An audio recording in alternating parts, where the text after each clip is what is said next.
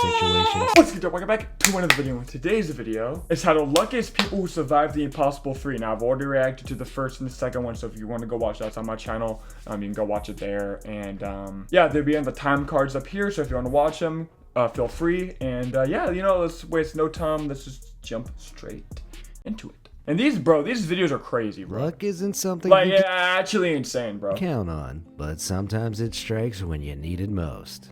I'm not just talking about finding a dollar. Is there a different voice for every video? There is. Dodging traffic, but 1 in a million events that'll make you say, what are the odds? Stay tuned for some more. Oh, what the flip? How are you not dead? Bro, I see people with this head thing sometimes, and I'm like, how are you alive? Like, where's your fucking brain? Like, for real, bro. Seriously fortunate people who survived the impossible. Vesna Vulović. Let's see this, bro. On the evening of January 26, 1972, a man named Bruno Honky discovered the wreckage of an airplane on a hillside just outside his village in Czechoslovakia. It seemed surviving a plane crash already fucking crazy. Possible that anyone could have survived such destruction until he noticed a shoeless woman in a turquoise flight attendant's uniform hidden among the wreckage. Vesna Vulović. Little did she know, she had just set a new world record, surviving the highest fall without a parachute. What? In fact, then 22-year-old Vulović had fallen 33,330 feet out of the sky. What are you talking about? See, this is the thing I'm fucking talking about, bro. This isn't fake. Like, I get it, there's snow. But, like, are we dead ass serious? The snow isn't gonna break your fall that hard. Was there a fucking jump pad at the fucking bottom of where she fell, bro? Like, what the fuck going on, bro? And it's like, this is the same thing that happened last video. This lady fell, hit a electric pole, like the lines for the electric pole. She hit it, falling, skydiving, and then fell on the ground, and she didn't die. What are we talking about, bro? This is crazy. Suffering 2 broken legs, 3 broken vertebrae, a fractured pelvis, broken ribs, and a fractured skull. So she broke her whole damn had been body. a flight attendant for just 8 months before the fateful crash, and she was only aboard JAT Flight 360. Is that a just real 8 months image? before the fateful crash. That's real She was crazy. only aboard JAT Flight 367 from Stockholm to Belgrade because she was confused for another attendant named Vesna. Just 46 minutes into the flight, there was an explosion in the baggage compartment, which caused the plane to enter a fateful nosedive. When the fuselage broke apart, Vulović was pinned by a food cart, which stopped her being sucked out of the plane. Physicians had advised Vulović against a career as a flight attendant due to her low blood pressure. But it was that very thing that prevented her heart from bursting on impact with the mountainside. Severe amnesia meant she never remembered anything from the crash, and she even continued to fly right up until her death in 2016. You'll probably never find yourself in a situation as epic as Vulović's, but you can feel just as awesome by playing today's video sponsor, Raid Shadow Legends. Raid is a Ava Wisniewska. Paragliding doesn't appeal to everyone, and it probably won't be at the top of your bucket list after hearing this terrifying story. Oh god. In February 2007, Both air stories so far. Ava Wisniewska was training for the upcoming Paragliding World Championships in Australia when the unthinkable happened. While passing beneath the storm cloud, Wisniewska was suddenly sucked into the violent storm above. Oh no. At the mercy of Mother Nature herself, Wisniewska was whisked higher and higher into the air at top speeds of 20 meters per second as lightning flashed around her and she was pelted by hailstones the size of tennis balls. Holy Suddenly, shit. everything went black as Wisniewska lost consciousness and surrendered herself to the storm. At minus 40-degree temperatures, the vortex, raging at speeds of 50 miles per hour, took the defenseless woman to dizzying heights of 32,634 feet. For some perspective, that's an altitude higher than Mount Everest's peak and near the cruising height of a jumbo jet. After about a half hour, Wisniewska woke up and managed to navigate herself out of the passing storm to a nearby farm, suffering only frostbite to her extremities. In case you were wondering just how lucky that makes her, Australia's most experienced paraglider, Godfrey Wennis, said Wisniewska's survival was like winning the lotto 10 times in a row. For fucking real. I'm not gonna lie though, the last one was crazier, in my opinion. Like, yeah, going through a vortex tornado thing and somehow waking up and getting out of it, that's fucking a crazy cool story. But surviving a fucking plane crash because you have low, or was it high, but it was low blood pressure, that's fucking insane, dude. What are the fucking odds? That is insane. Kaleb Whitby. And I've said this before in all these videos so far. Low key, the craziest ones are at the beginning. Like the craziest ones, like the first or the second one. Literally, dude. Events that caused 27-year-old Kaleb Whitby to end up in this death-defying situation. What the fuck happened? How the fuck did this happen? Did they try to kill him? What's going on, dude? Unlike something from a Final Destination movie. For real, bro. Whitby was driving up an incline on an icy freeway in Oregon in January 2015 when a collision ahead kick-started a devastating 50-car pileup. Whitby initially swerved to avoid a jackknife truck, but as the thick fog cleared, he realized that the large rig he had been following was now sprawled across the freeway. Despite his best attempts to swerve around it, Whitby hit the back of the rig and was left sat on the roadside and at the mercy of the oncoming traffic. He could only brace himself and watch helplessly as a second rig spiraled out of control and started heading his way. Before he knew it, the ordeal was over and he was surrounded by shattered glass and mangled metal. Crushed between the two rigs in his Chevy Silverado, he realized he was unable to move, but was What are we saying? Nah, this is fucking insane. What kind of car was it? Or was it a truck? He realized he was unable to move, but was thankful to still be alive. Dude, I don't even know what to say about that. This is insane. Shouted for help and was rescued by Sergei Karpulak, who drove the second truck in the crash. Miraculously, all he had to show for his brush with death were a few bruises and one killer photo. Bro, who took that shit? Who was like, oh wait, hold on, dude, I'll call the police, but... Oh, there we go, dude. Like, what are you doing? Maybe he wanted the picture to be taken, but are we dead ass serious? How did they get him out of that fucking car, though? How the fuck? They probably moved the truck. Or would that be more dangerous? I don't know. The low key, though, is that crazier than falling 30 feet and surviving a plane crash?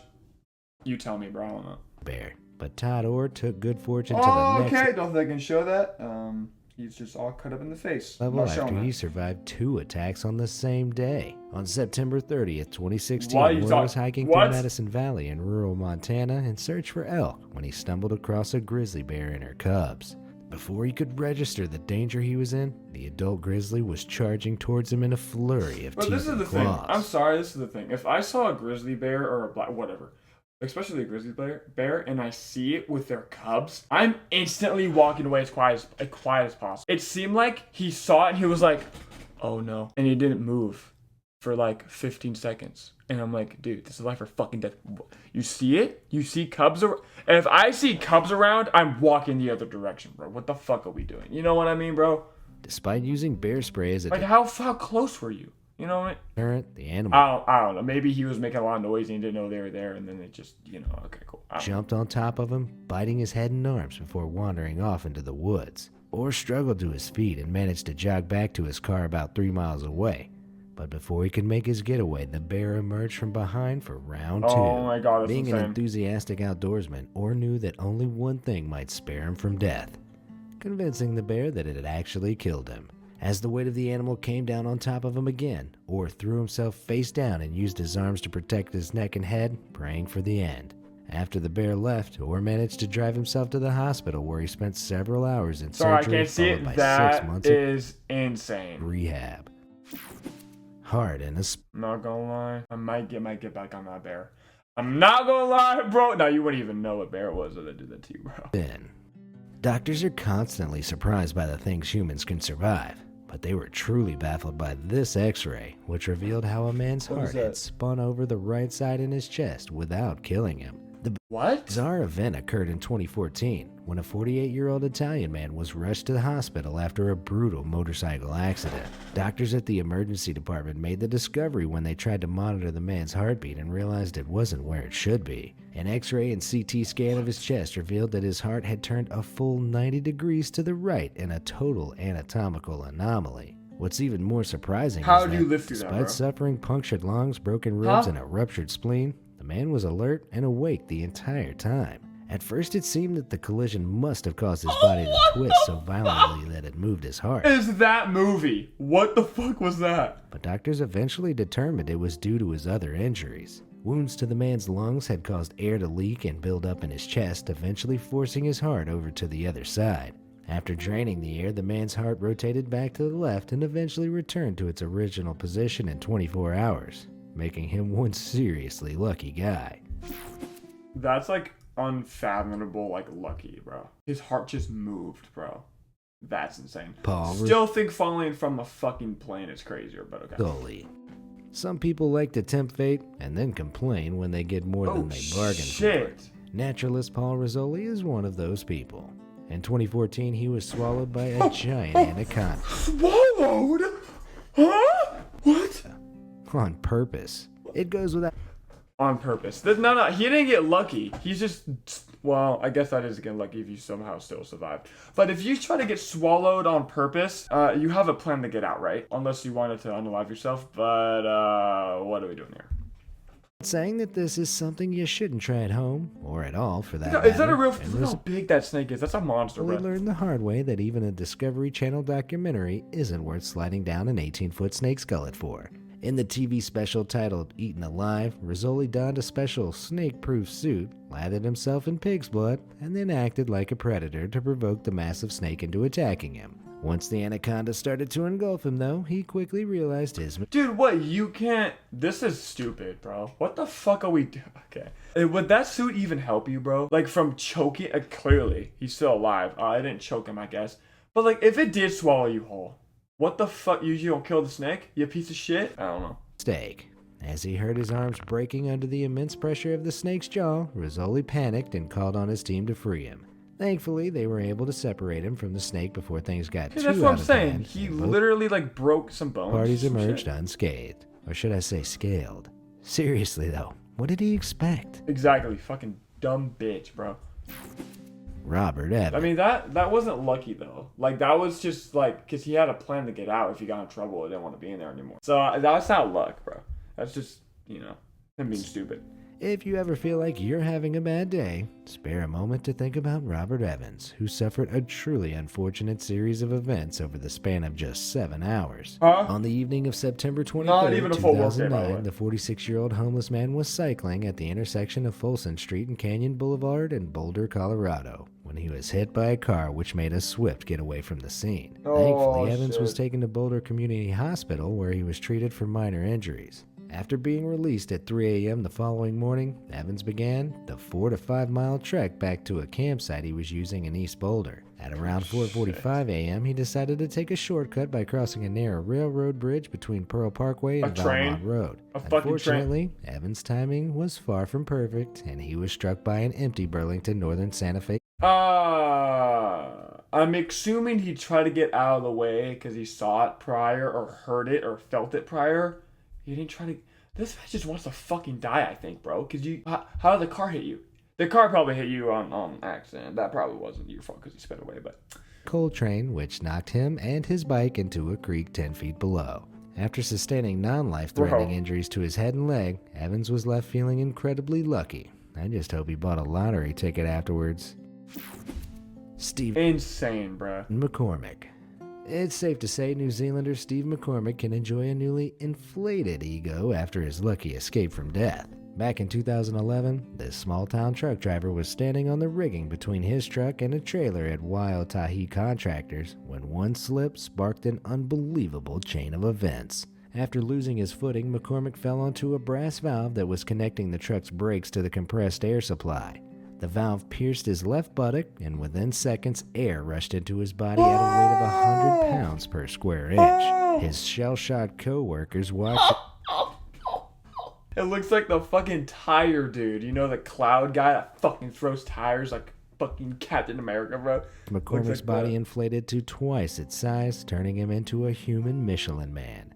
Obviously, no what the fuck is footage of the event exists, but all I can imagine is the scene was similar to this movie clip. As the air continued to pump and McCormack screamed in agony, bro, how does that feel? I don't know. And struggled to lift him off the nozzle and managed to place him on his side until paramedics arrived an hour later. The air had separated fat from muscle and filled the space between, including his abdomen and chest, as well as the space around his heart, lungs, and even behind his eyelids. Oh my God. When paramedics tried to insert a needle for a morphine drip, the air pressure only forced it back out. If the valve had hit an artery, he likely would have bled to death, so his backside actually saved his life. In the end, there was only one thing to do. Wait for him to deflate naturally via... Wait for him him to deflate one is epic crazy. case of flatulence. Oh my goodness. Alright, let's move on. A hot Israfil. Let's see, bro. What are we doing? What fucking happened, bro?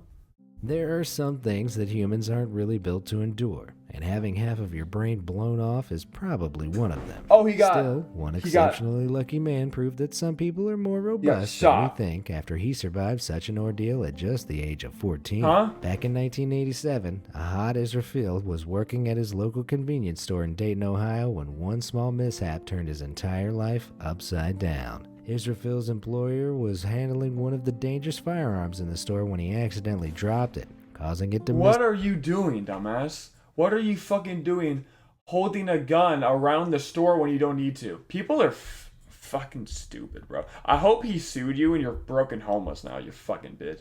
Fire in the direction of the young store clerk. Despite the severity of his injuries, Israfil survived the journey to the hospital and underwent a 5-hour operation. Oh my goodness. Most of his right hemisphere and one half of his skull had been totally destroyed, causing his scalp to collapse inward after the underlying tissue was removed. When he regained consciousness, doctors were surprised to find that Israfil was already attempting to speak. Eventually, doctors filled the missing portion of Israfil's head with a hard silicone implant. Sadly, in 2019, Israfil passed away aged 47. But he had already exceeded expectations by living a normal life and even graduating from his local university. Hey, shout out to him though. That's crazy. Murph, Mississippi lumberjack. I'm not gonna lie, like I know there's like guns in like convenience stores and shit, but if someone was like came in there to rob it, I would just be like, bro, just rob it. I don't fucking care. Here's the fucking money. I don't care. I'm not risking my life for some dumbass shit. Unless the robber is stupid as fuck and turns his back to me when he's like doing some shit, I'll shoot him and kill him. But like, you know, besides that, bro, you know. Forthman Murff had been chopping down trees his whole life, so it's no surprise that he was still doing it in the summer of 1984 at the ripe old age of 74. That is, until one fateful afternoon when Murph's beloved hobby almost killed him. While trimming trees in the Gatman area, a branch fell from 80 feet above and knocked him unconscious into a ditch, while a second broke his left leg and foot. When Murph came back around, he could hear the buzzing of his still running chainsaw, which had started making its way across his neck. Most people would tap out at this point, but not Murph. He managed to stand up and hobble to his truck 150 feet away, stopping periodically to bend down and ensure his windpipe didn't fill with his own blood. Holding his head precariously in place, Murph then drove to a neighbor's house who took him 17 miles to a small-town hospital. Damn. There he was rushed to... Wait, it was literally going down his neck. Not that far, obviously, because he would have literally died. 30 miles to a bigger hospital to have his head quite literally reattached. Oh, what are we talking about? It almost cut his head off, and he was just walking around and he lived somehow. See, I don't believe this shit, dude. I don't. Surprisingly, Murph went on to live to 92 years old, dedicating his last days to his three loves: music, Jesus Christ, and chainsaws. Maybe he should have just laid off that last one, though. Which of these people do you think was the most fortunate? See, I don't think this is in, like, order of crazy, like, of least crazy to crazy. He just names them off, or they name them off. Literally, in my opinion, the craziest one was the first one, surviving that shit somehow, or it was the second one with the parachute in the sky that, like, flung her super far. Or the truck one was crazy, too. But, anyway. Yeah, man, that was fucking insane, bro. Let's read these comments, bro. Stubbed my toe and stepped on a Lego on the same day. With insane luck, I have somehow survived near Raid Shadow Legends sponsorships. Bro, Raid isn't that bad, bro. Like, even this dude said it up here. He was like, me, hear you say sponsorship. Oh, that's interesting. Raid Shadow Legends. Also, me know what that got you to. I mean, this is 5 years ago. I think people kind of changed their mind on sponsorship stuff. But Raid is not that bad to have as a sponsorship, bro. I'm not gonna lie. Like, it's not, that is not a bad thing to promote. Even, like, when, you know, because bro, be amazed. They don't give a fuck about Raid Shadow Legends. Your favorite YouTuber, like, I watch about them, doesn't fucking play that, probably. You know, like, they don't care. Unless they're Crypt. I know he actually plays that shit. But, like, besides him, bro, like, you know, I bet they don't actually play that, you know? Which I know, like, sponsorships is kind of like an interesting topic to talk about, because it's like, if you're not actually interested in the product that you're promoting, then why are you promoting it? And I can see that too, but there's also a thing too where it's like, this is my job, right? And this is how I make a lot of my money and income. So, like, and Raid Shadow Legends isn't a bad thing to sponsor. It's harmless, bro, you know? It's like in comparison to a lot of other bullshit people can do, like fucking gambling on like fucking rain bet, whatever the fuck it's called. People, dude, I'm sorry, I've said this before in videos, you will never catch me having a sponsorship deal with a fucking casino company. You got me fucked up, dude. Hey, never gamble. I'm saying this right now, never gamble. On God, never do it. It could fuck up your life.